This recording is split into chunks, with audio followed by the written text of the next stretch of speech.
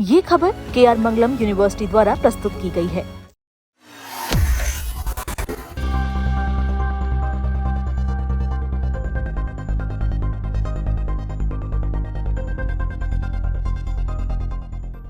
देश की सबसे चर्चित राजा रघुवंशी हत्याकांड में आज सुप्रीम कोर्ट से बड़ा अपडेट सामने आया है। मुख्य आरोपी सोनम रघुवंशी को मिली जमानत पर रोक लगाने की मांग की गई, लेकिन सुप्रीम कोर्ट ने फिलहाल जमानत पर रोक लगाने से इनकार कर दिया।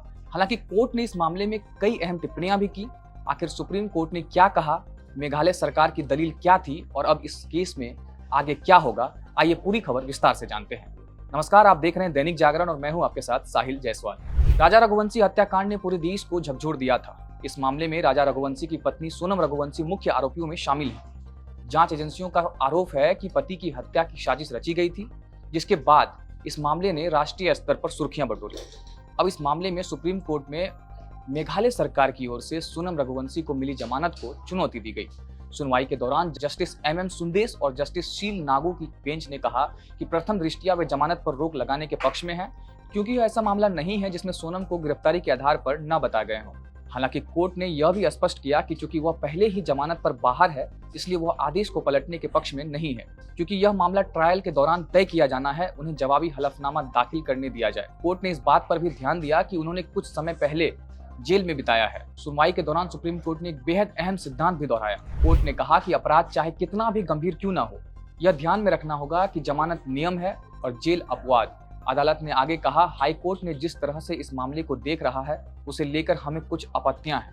हालांकि सुप्रीम कोर्ट ने मेघालय सरकार की उस याचिका पर विचार करने के लिए सहमति जताई है जिसमें हाई कोर्ट में जमानत आदेश को चुनौती दी गई है।